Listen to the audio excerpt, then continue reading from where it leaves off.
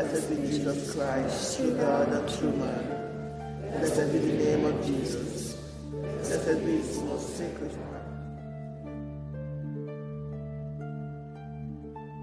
When I go to Mass, it's the one place where I cannot trust my eyes. Normally I can say, oh, the light's red, I better stop. But when you go to Mass and the reality is that God's really present and that the sacrifice of the Mass is the same sacrifice that took place on Calvary, and that this is the greatest moment that has ever happened, and I'm reliving this, and I'm entering into it. When I go to the Mass, I can't see that.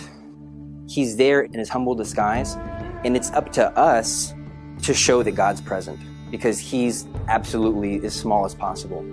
And so when an altar server, or anybody who's on the altar, does not act like this is really God, this is really the King of Kings, the creator of heaven and earth, this is really the most important moment of all of human history that's being acted out here. If he's acting like he doesn't want to be there, if he's acting like he doesn't know what's going on, that's a distraction for me, and that's subtly telling me that it's not true, that this isn't the most important thing that's happening on earth.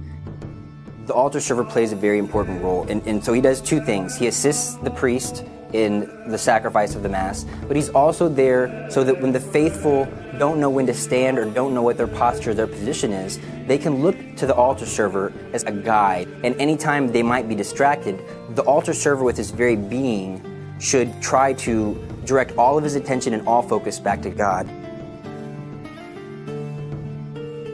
If you have your hands in prayer position at all times, so that means your right thumb over your left thumb, and you're kind of like at a 45-degree angle. This is the position that somebody has when somebody prays. When you see the Blessed Mother in prayer in images, her heart is directing all of her attention and all of her thoughts upward towards God. And so during the Mass, God is present. We point our fingers in the direction that all of us should be directing our minds and our hearts towards.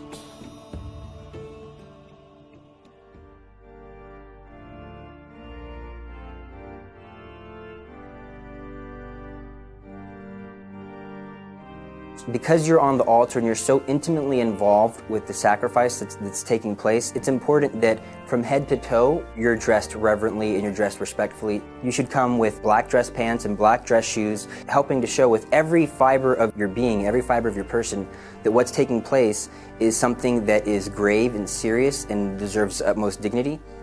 One thing that I've noticed is that the young men and the young boys are excited to dress like a priest. They run eagerly towards the cassocks, and they kind of cringe when somebody tells them they have to wear the alb. The cassock is more masculine. And if you're trying to encourage vocations to the priesthood, it's better that the young men wear something that the priest wears. Especially if you have a good and holy and loving priest who really cares about the community, it's good that the boy already start to copy him and wear the same clothes as him.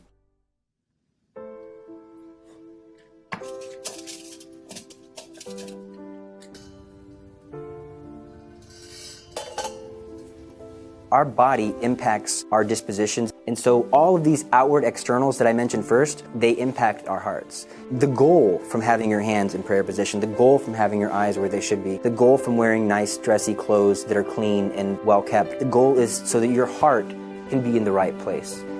O God, who in the heart of your Son, wounded by our sins. I would say that if somebody wants to be a good altar server, and they want to be faithful to the duties that they have been chosen for or have volunteered for, the most important thing that you could ever do is to invest in the Mass by praying the Rosary every day. That investment, that spiritual investment and that personal relationship you get from praying the Rosary every day, that's what's going to make you a better altar server. Holding the hand of Mary is how you're going to be a better altar server. That's how you're going to glorify God more.